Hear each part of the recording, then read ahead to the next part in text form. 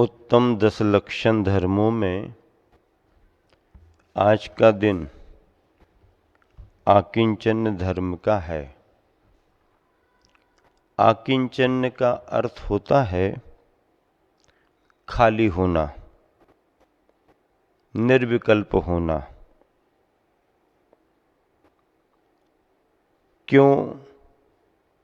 क्योंकि बाहर का भार तो सबको समझ में आता ही आता है,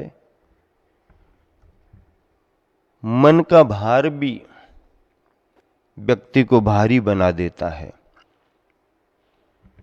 और जो भारी वस्तु होती है वो नीचे की ओर जाती है। ये नैसर्गिक नियम है, प्रक्रिया है। हल्का ऊपर की ओर उठता है और भारी नीचे की ओर जाता है। तराजू के 2 पल्लड़ों में जिस पल्लड़े पर भार ज्यादा होता है वह नीचे की ओर जाता है, और जिसमें भार कम होता है वो ऊपर की ओर रहता है।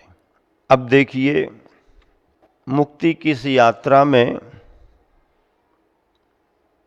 संयम आ गया, तप भी किया, त्याग भी हो गया। इन सब के बाद अब बचा क्या? अब तो ब्रह्म में लीन हो जाना चाहिए। लेकिन हमारे आचार्य महाराज कहते हैं कि संयम आने के बावजूद भी, तपश्चरण में लगने के बावजूद भी, त्याग की श्रेष्ठता आ जाने के बावजूद भी, अगर मन में तुम्हारे ये भाव है कि मैंने इतना संयम लिया, मैं इतना तप कर रहा हूं, मैं इतना बड़ा त्यागी हूं, इतना सब कुछ मैं कर चुका हूं, ये भाव भी अपनी आत्मा की निर्विकल्पता में बाधक है। ये तेरा, ये मेरा, ये तेरा, ये मेरा, ये तेरा, ये मेरा, ये घर, ये परिवार, ये बच्चा, ये पिता, ये परिवार, ये व्यापार, ये संसार, ये तो प्रत्यक्ष रूप से पृथक दिखाई दे रहे हैं। इन्हें तो तुम कितना ही अपना मानते रहो, दुनिया जानती है कि ये किसी के नहीं हैं, और जब तक हैं तभी तक के हैं। ये सारा संसार कब तक का है? सपना कब तक का रहता है? आप नींद में सोए हो, स्वप्न चल रहा है, बस इतना ही तो सपना है। आंख खुली, सपना गया, आंख लगी, अपना गया। 2 दिन का मेहमान तू, श्वास रुकी, फिर जपना गया, श्वास गई, सब छूट गया। सपना झरना नींद का, जागी आंखें प्यास। सपना क्या है? नींद में झरना बह रहा है। नींद में जो झरना बह रहा वो सपना है। सपना झरना नींद का, जागी तो आंखों में प्यास भरी हुई है। झरना तो बहुत मिला पर तृप्ति नहीं हुई, क्योंकि सपना था। जागी आंखें प्यास, पाना, खोना, खोजना, पाना, खोना, खोजना, सांसों का इतिहास, ये सब हमारे जीवन के पहलू हैं। प्रश्न ये उठता है कि त्याग कर दिया तो आकिंचन में सब कुछ और खाली करो, खाली करो, खाली करो। अरे भैया, बाहर से छोड़ देने के बावजूद भी मन में ये भाव बना रह सकता है, मैंने इतना छोड़ा, मैं इतना बड़ा त्यागी हो गया हूं, जो कोई नहीं कर सकता है वो मैं कर रहा हूं। अथवा घर परिवार गृहस्थी को छोड़ने के बाद, दुनियादारी से दूर हो जाने के बाद भी अकेले में मन में तमाम विकल्प आ सकते हैं। तेरे मेरे के विकल्प आ सकते हैं, अहंकार ममकार के विकल्प आ सकते हैं, अहम भावना आ सकती है, ममकार की भावना आ सकती है। ये जितने विचार और जितने विकल्प हैं, ये सभी आकिंचन धर्म को नहीं आने देते। इन विकल्प और विचारों से छुटकारा पा लेने का नाम ही आकिंचन धर्म है। जो संसार पतन के कारण उन विकल्प जालों को छोड़ निर्विकल्प निर्द्वंद आत्मा फिर लीन उसी में हो। आकिंचन का धर्म निर्विकल्पता का धर्म है। बाहर की सामग्री तो हमारी वैसे भी नहीं है। सामग्री तो छोड़ो, जो शरीर आत्म प्रदेशों से जुड़ा हुआ है वो शरीर भी हमारा नहीं है। और अंतरंग में विचार करें तो हमारे अंदर के राग द्वेष के परिणाम भी हमारे नहीं हैं, विभाव भाव है। इन सबसे छुटकारा पाना और आत्मा की शुद्धता का अनुभव करते हुए मन की निर्विकल्पता में आना, निर्विकल्प विचारों में रहना, निर्विकल्प समाधि में आना, इसका नाम आकिंचन धर्म है। देखो, जो भी दिखाई दे रहा है, जिसे हम अपना मान रहे हैं, ये सब संयोग संबंध हैं। क्या संयोग संबंध हैं, हमेशा साथ देने वाले नहीं हैं। ट्रेन में आप सफर करते हो ना, चलते चलते डब्बे में आने जाने में कोई ना कोई आपको परिचित सा लगने लगता है, और जैसे ही परिचय होता है मित्रता बनने लगती है, घनिष्ठता आ जाती है। फिर ट्रेन आगे बढ़ती है, स्टेशन आया, अरे भाई तो फिर चलते हैं, स्टेशन आ गया हमारा, उतरना है, फिर अपने गांव जाएंगे। अरे नहीं नहीं, अपना परिचय हुआ है, बहुत अच्छा लग रहा है, चलो ना बैठो ना हमारे। अरे भैया ऐसे कैसे बैठेंगे, हमें तो यहीं उतरना पड़ेगा। नहीं नहीं नहीं, फिर हमारे नहीं नहीं जो भी अपन बाद में बात करेंगे ना, फिर बात कर लेंगे, फिर मिलेंगे। ये जो सफर में साथी मिला है, ये स्थायी साथी नहीं है, ये संयोग है। और जहां संयोग होता है, समय पाकर के वियोग भी होता है। ये जो भी संबंध हैं, ये संयोग संबंध हैं जो छूट जाते हैं। रास्ते में जो भी मिलता है वो संयोगी होता है। साथी तो वो होता है जो हमारे साथ पहले भी था, आज भी है और आगे भी रहेगा। तो हमारा अपना स्वभाव ही हमारा साथी है। एकत्व का अनुभव करना आकिंचन धर्म है। एकत्व का मतलब है अकेलेपन का एहसास, अकेलेपन की अनुभूति।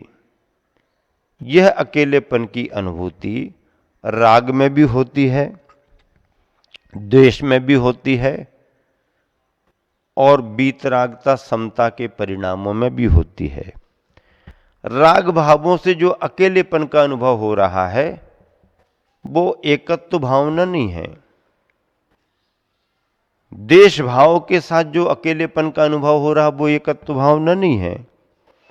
क्योंकि जिस पर ज्यादा भरोसा था, जिसे खूब अपना माना, जो अपने पास 24 घंटे रहता था, अगर किसी परिस्थिति में वो छोड़ करके चला गया, बिन बताए चला गया, उससे तुम्हारा अनुराग था, बिन बताए चला गया, अब बार बार उसका स्मरण करके मन में जो तुम्हारे विकलता आ रही है और फिर आप ऐसा अनुभव करने लगते कि यही तो संसार है, संसार में कोई किसी का नहीं है, देखो वो छोड़ के चला गया, वो भी छोड़ के चला जाएगा, ये राग के परिणामों में वियोग होने पर एकत्व का अनुभव है, अकेलेपन का एहसास है, सूना सूना लगता है सब।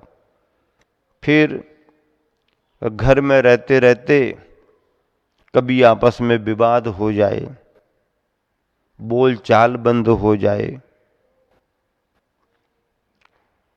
ऐसी स्थिति में आप क्या सोचने लगते हो?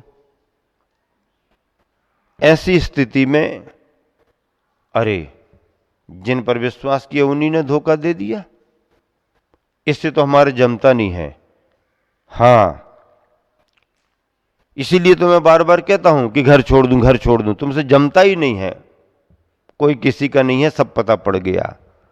ये जो भाषा बन रही है, ये द्वेष भाव से अकेलेपन का एहसास किया जा रहा कि हम तो पहले ही से जानते थे कि कोई किसी का नहीं है। ये द्वेष में एकत्व का अनुभव, लेकिन एकत्व भावना नहीं, अकेलेपन का एहसास। इन दोनों स्थितियों से हट करके अनुकूलता प्रतिकूलता से परे होकर जो स्वभाव और स्वरूप को समझ करके अपनी आत्मा का अकेलेपन के रूप में अनुभव किया जाता है, वह आकिंचन धर्म माना गया है। इसके लिए बहुत सारी चर्चाएं हैं, बहुत सारे उदाहरण भी आप सबको सुनने में आते रहते हैं। सेठ जी के घर पर एक बहुत पुराना नौकर था, अच्छा काम करता था, सभी बातों का ख्याल रखता था, सेठ जी का भरोसेमंद आदमी था। एक दिन क्या हुआ, नौकर सफाई कर रहा था और बड़ी पुरानी घड़ी जो बरसों से रखी हुई थी घर पर, सफाई करते समय उसके हाथ से गिरी और फर्श पर गिर करके चूर चूर हो गई। नौकर को बड़ा पश्चाताप हुआ, विकल्प आया। सेठ जी अब इस बात को देखते ही सुनते ही हमारी तो अब खैर नहीं, क्या करें अब, कोई बात नहीं, सेठ जी आएंगे, क्षमा मांग लेंगे। सेठ जी शाम को आए, नौकर ने सारी बात की, स्थिति स्पष्ट हुई। सेठ जी को बुरा लगा, गुस्सा भी आया, लेकिन नौकर भी घर का है, पुराना है और अब क्षमा मांग रहा है, तो क्षमा करना भी पड़ा और कहा ठीक है, आगे से ध्यान रखना। नौकर क्षमा याचना करके निर्विकल्प होकर के जाकर के सो गया। रात भर सेठ जी को नींद नहीं आई, इतना नुकसान कर दिया, ये हो गया वो हो गया। नौकर से भी क्या कहूँ, पुराना है, भरोसे का है, लेकिन कीमती घड़ी फूट गई, विकल्प रहे। रात भर सेठ जी को नींद नहीं आई। अच्छा, कोई बात नहीं। नौकर दूसरे दिन भी आया, काम पर आया। सेठ जी समझ गए, नौकर तो खुश दिख रहा है, मतलब रात में ठीक ठाक सोया होगा, चलो कोई बात नहीं, काम करने दो, शाम को देखेंगे। सेठ जी बाजार से शाम को वापस आए, नौकर मिला और सेठ जी ने नौकर से कहा, सेठ जी समझदार थे, मैं विकल्पों में रात भर रहा, नौकर सोता रहा। आते साथ सेठ जी ने कहा, देख, जब जब भी मैंने कुछ अच्छा सोचा, तूने कोई ना कोई नुकसान कर दिया। अभी अभी मैं कुछ दिनों से सोच रहा था कि ये पुरानी वाली घड़ी तेरे को गिफ्ट कर दूं, तेरे को भेंट दे दूं, तू बड़ा भरोसेमंद आदमी है, लेकिन अब तेरे से घड़ी फूट गई, अब वो घड़ी तेरे को नहीं मिली, न मिलेगी।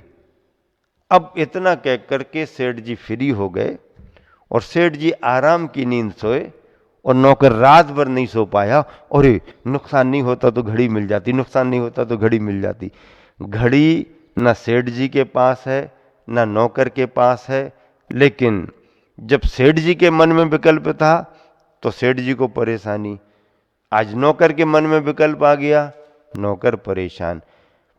वस्तु हो या ना हो, हमारे मन के भाव भी हमको परेशान करते हैं।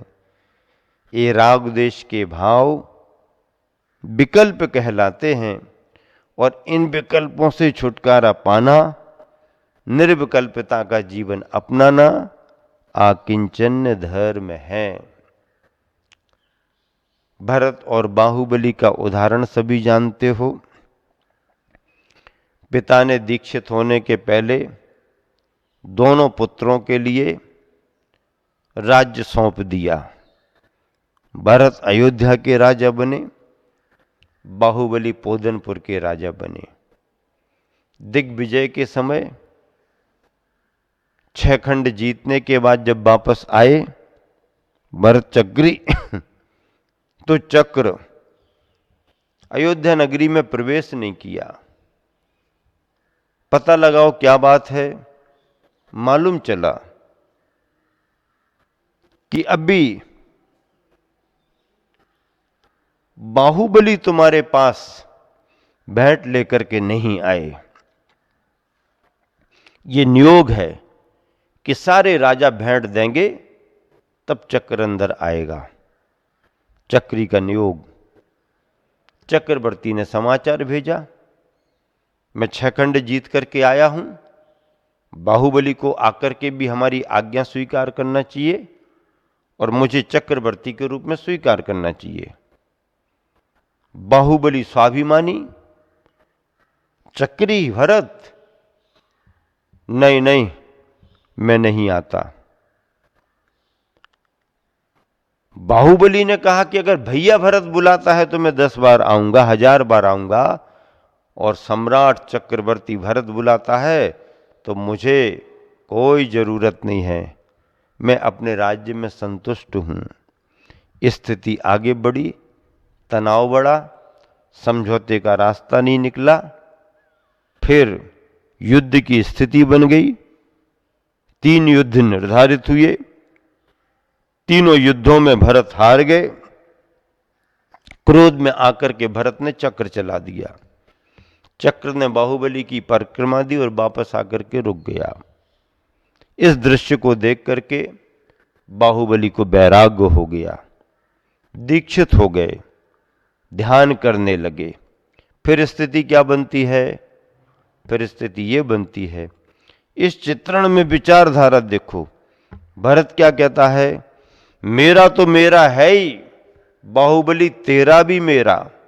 बाहुबली कहते हैं भैया तेरा तेरा है, मेरा मेरा है। और जब युद्ध हो गया और वैराग्य आ गया तो बाहुबली कहते हैं कि भैया तेरा तो तेरा है ही, तेरे को संतोष नहीं है तो मेरा भी तेरा। और जब ध्यान करने के लिए खड़े हो जाते हैं तो विचार करते हैं, ओह क्या विकल्प तेरे मेरे का है, ना तेरा है ना मेरा है, चिड़िया रैन बसेरा है, सुबह शाम का डेरा है। यही आकिंचन धर्म है।